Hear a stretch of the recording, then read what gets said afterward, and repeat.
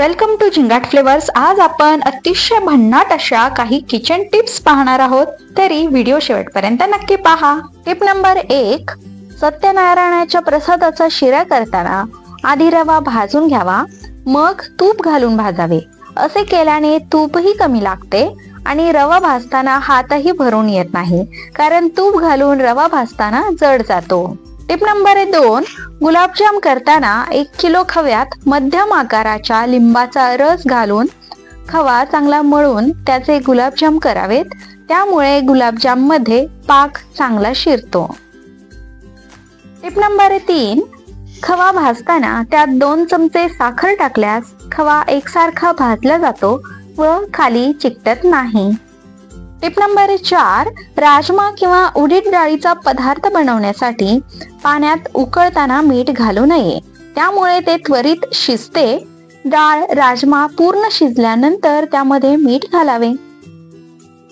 Tip number 5, vada pav बनवताना बटाट्याची चटणी खूप चिकट झाली असेल तर पावाचे तुकडे त्यामध्ये टाका, यामुळे सर्व ओलावा शोषून घेतला जाईल आणि चटणी कोरडी होईल। टिप नंबर 6, नॉनस्टिक तवा चकचकीत निघण्यासाठी मीठ आणि लिंबाचा रस टाकून ठेवा, काही वेळानंतर घासा, सगळे डाग निघून जातात। टिप नंबर 7, बुंदीला पांढरा रंग हवा असल्यास घरातील नॉनस्टिक भांड्यात थोडे थोडे दूध घालून आटवून घ्यावे, नंतर एका चांगल्या कलई केलेल्या पितळी पातेल्यात एकत्र करून एक उकळी आणावी, त्यावेळी साखर घालावी। टिप नंबर 8, गव्हाची खीर करताना गहू शिजवताना भिजवलेले गहू गरम पाण्यात घालावे, म्हणजे गहू लवकर शिजते। गार पाण्यात घातले की गहू लवकर शिजत नाहीत। टिप नंबर 9, बासुंदी करताना शक्यतो कलई केलेल्या पितळेच्या भांड्यात दूध आटवावे, स्टीलचे पातेले वापरू नये। पितळेच्या भांड्यात आटवलेली बासुंदी खमंग लागते आणि गुलाबी पण दिसते। टिप नंबर 11, आपण जेव्हा मोदक करतो तेव्हा तांदूळ धुवून घेऊन त्याची पिठी करतो। तांदूळ जेव्हा कडकडीत वाळतात तेव्हा त्याची पिठी पांढरी शुभ्र होते, परंतु काही वेळा तांदूळ ओलसर राहतात व तेव्हा त्याची पिठी दळली तर त्याची उकड काळपट होते, म्हणून मग नेहमीप्रमाणे मोदक करून झाल्यावर ते जिलेबीत घालतात तो खायचा केसरी रंग पाण्यात घालून मोदक बुडवून मग चाळणीवर वाफवायला ठेवावा, किंवा उकड काढताना त्यात केशरी रंग घातला तर मोदक काळे न होता सुंदर असे केशरी रंगाचे उकडीचे मोदक तयार होतील। टिप नंबर 12, तुरीच्या डाळीची आमटी करताना ती तुरीची डाळ भाजून वापरल्यास आमटी चवदार होते। टिप नंबर 13, मुगाची डाळ थोड्या लोण्यावर भाजून घेऊन मुगाच्या डाळीची शिजवून आमटी केल्यास स्वादिष्ट होते।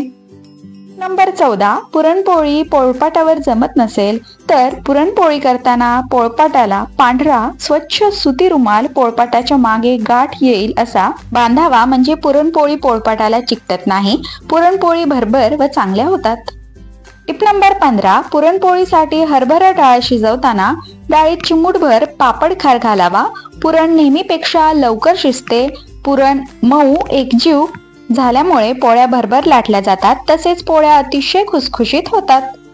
टिप नंबर 16, बऱ्याच वेळा सणाला आपण गोड शिरा करतो, तो उरल्यास दुसऱ्या दिवशी चांगला गरम करावा, परातीत गार करून चांगला मळून घ्यावा, त्यात कणिक मळून थोडी सैलसर करून घ्यावी, तांदळाची पीठ लावून गोड पोळ्या कराव्यात। बारीक रवा असल्यामुळे वेलदोडे, केसर, साखर यामुळे पोळ्या नाजूक, खमंग, खुसखुशीत होतात। थंड किंवा गरम दोन्हीही छान लागतात, एकदा नक्की करून पहा। टिप नंबर 17, प्रसादाचा शिरा झाल्यानंतर वरून आपण केळाच्या चकत्या घालतो, पण काही वेळानंतर चकत्या काळ्या पडतात, तसेच त्या अतिशय मऊ होतात, दुसऱ्या दिवशी तर त्या प्रसादाला वासही येतो। असे होऊ नये म्हणून प्रसादाचा रवा भाजताना त्यात केळ्याच्या चकत्या टाकून भाजल्यास संपूर्ण प्रसादालाच केळ्याचा सुरेख वास येतो आणि प्रसादाला काही न होता 8 दिवस चांगला टिकतो। आय होप हा व्हिडिओ तुम्हाला नक्की युजफुल ठरेल। व्हिडिओ आवडल्यास व्हिडिओला लाईक करा, चॅनलला सबस्क्राईब करा आणि हा व्हिडिओ जास्तीत जास्त लोकांपर्यंत शेअर करा। अशाच नवनवीन टिप्स जाणून घेण्यासाठी आपल्या झिंगाट फ्लेवर्सला सबस्क्राईब करायला विसरू नका। पुन्हा भेटूया अशाच एका नवीन व्हिडिओ सोबत, तोपर्यंत धन्यवाद।